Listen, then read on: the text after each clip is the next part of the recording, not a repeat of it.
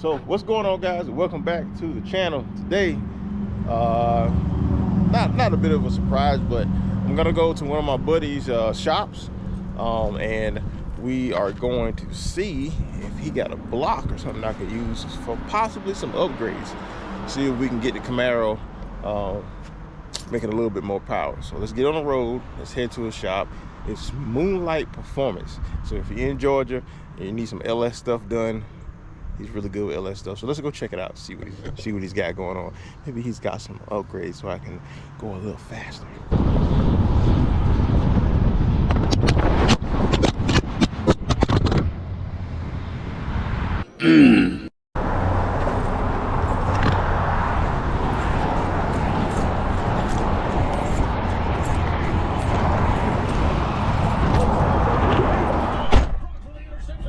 Hold on, guys. So I'm out here at Moonlight Performance with Brad. LS stuff. Guys, come up to Cummins, Georgia, and check them out. Yeah, I got some nice cars. New story with this one. That is a full restoration. Art Morrison chassis, LS3. Obviously, equipped to look old school. Yeah, it's got a TR6060. Brand new interior, brand new everything, every nut and bolt. There's a guy at a ball ground that's in this thing. You tell like buckets and everything, and he'd put them in there. He'd bolt them in. He'd take them out. And he'd file them. He'd put them in. Oh. He had 40 hours just putting these tail lights in. But he said there's about $350,000 in this car. Damn. Ported heads, stock heads, but just had them reworked. Fast intake. Big cam. It made like 620 something. How you like the fast intake? Huh? How you like the fast intakes over a Holly or Edelbrock or? I think they're too expensive for the power gains. Like the money to power ratio. Yeah. I'd rather go with something cheaper, you know. And to me, Holly, they're like $1,000. More than that. That one right there, I think, is $1,300 or $1,400 bucks. Geez. It's ridiculous. That Holly High Rev is like $1,000 now. Yeah. I think. Once you get everything to go with it, yeah. But I like low Rams, mid Rams. I like the new BTR equalizer. They've been putting some numbers out there, and they're a lot more affordable. Is the BTR is a 2-piece or 1-piece? 2-piece. Actually, no. It's like 3 or 4-piece. Because the runners come off, they unbolt the bottom, and then you got the top.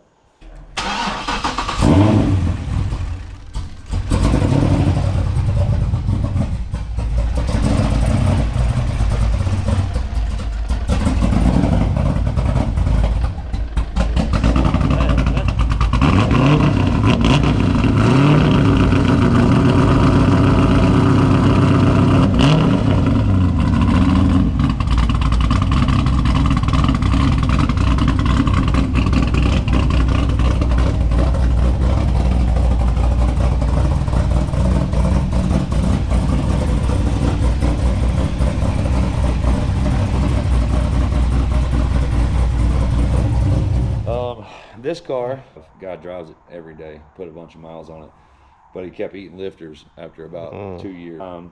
And we pulled the motor out, and there was just so much debris from it. It didn't make sense to go back through the other motor. So we put a 416, a Brian Tooley 416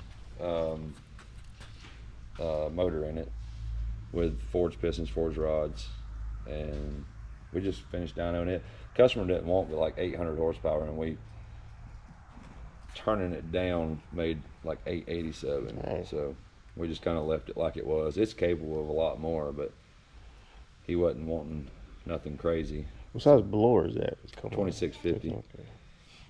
On cam, it's not nothing like crazy radical, but it still sounds good. C7 is probably one of my favorite generations over the C5. I love C5.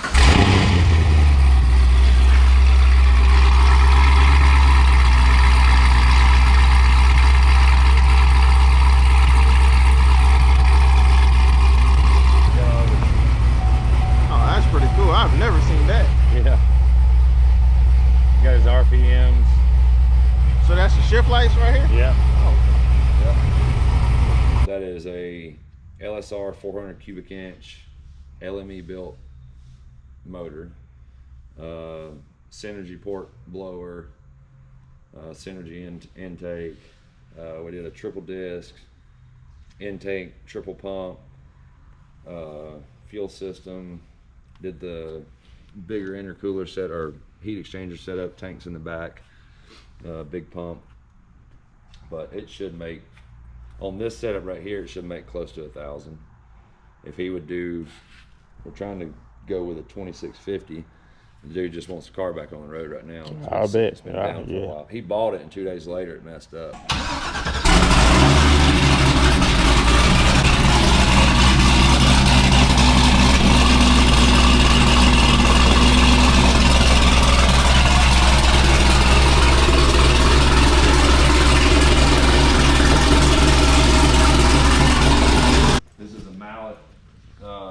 GM gave Mallet 3 Corvettes. They gave it was a black fixed roof coupe, black convertible, and a white coupe. They did 427 C5R blocks, built transmission, mini tubs, Penske 6-way adjustable shocks all the way around, little roll cage in there, harnesses. Well, then this one of 3. Yeah. This one went to the Corvette Museum, sat there for like 10 years. Or it went, somebody bought it originally, and then it went to the Corvette Museum. Last 10 years have been sitting there. A year ago, one of our customers went to Mecum, and it was there, and he bought it. So we had to pull the shocks off of it. They were dead just from sitting, send them off, have them rebuilt, just a bunch of maintenance stuff, get it back. You know, it's had a misfire, stuff like that. And we got it going. It's been gone a year. It come back. He wants the AC redone now because the compressor quit working. So. But I'm not a fan of C5 coupes. I like the fixed roof coupe or a Z06, but this car, 427, I mean, it's an animal. Just driving it, it's fun. It's really fun. 100% together. The car, it's an LS2, a stock LS2. It started dropping oil pressure. So we're pulling the motor out, rebuilding the motor, putting good parts in, putting it on Holley, piggybacking it. Obviously better tuning capabilities. Yeah. Going back together with it, but we're pulling the motor out right now as we speak. It'll be out Monday. There's the little babies right there. They're, I think they were 62s. Things probably spooled pretty good then. It did. It spooled really quick. Next year, he's wanting to do a 427 and 76s. But this dude's a comedian, stand-up comedian. Yeah. Pretty cool guy. Sleeper 6. I wonder if it's still active. I don't know. I don't know if that's his or not. But he's got to finish that game. Yeah. This morning I've got 3 5.3s, aluminum 5.3s, or 4. Got one right there, one right there, one right there. Then I've actually got a Gen 3 5.3 that's aluminum too. So I didn't know they even made Gen 3. So they only did it, it was in the Envoy, GMC Envoy and the Trailblazer. If you got the V8 option in like 05 and a half or 05. In 06 they did Gen 4. They started the Gen 4 and the LS2 and all that stuff. So, or 07, something like that, whatever it was. Either way, it's a split year, but it's got the knock sensors in the top, got 24X reluctant wheel, everything, but it's aluminum. Well, you said the 2004? Huh? 2004 or 5 and a half? It was, I can't remember the year. We took this out of a turbo truck. It's got a couple of bent rods in it. It's the one I was telling you about. Okay. But I forgot. I thought it was one of the Gen 4 motors, but it's the Gen 3 motor. It's got a couple of bent rods. But literally ran and drove, it just ticked, you know. All right, guys. So that was an awesome trip up to Moonlight Performance. I originally went up there because I wanted to look at, you know, some different engine blocks. He got an aluminum block. So I'm always thinking about what I can do next to go faster, right? I need to go faster. Every class always gets faster, right? So I'm trying to pre-game or plan for next year, possibly, right? So I've been thinking about in my head, right? Do I want to throw a 6-hole block in here, or do I want to go bigger? Do I want to go with a 427? Do I want to go to 388? And then the thought crossed my mind, you know, you can re-sleeve those aluminum 5.3s. And I thought about redoing one, which I may do it, and turn it into a 388, which may be the thing to do. Even though I don't think this setup right now is tapped out just yet, I think there's more in this. Actually, I know there's more in this. I'm probably leaving maybe 100, 150 horsepower, 200 horsepower on the table. Just need to fine tune, creep up on it, dial in that tune real quick. You know, well, not real quick, just creep up on it, right? And then we'll see where it goes. I also thought about getting a lighter chassis, right? So, and take this setup out and put it in there. But I still think there's more left in this setup. I can do more with it. So if you haven't already, man, go ahead and hit that subscribe button. And if you're in Georgia or somewhere close, South Carolina, North Carolina, you need some LS tuning, you want some dyno time, man, check out Moonlight Performance.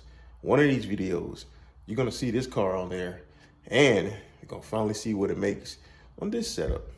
I haven't had it on a dyno. I think I know what it makes. I think it makes close to 1200 wheel, but we're not really sure. We're going to find out one of these days, so stay tuned for that. Moonlight Performance. Check them out.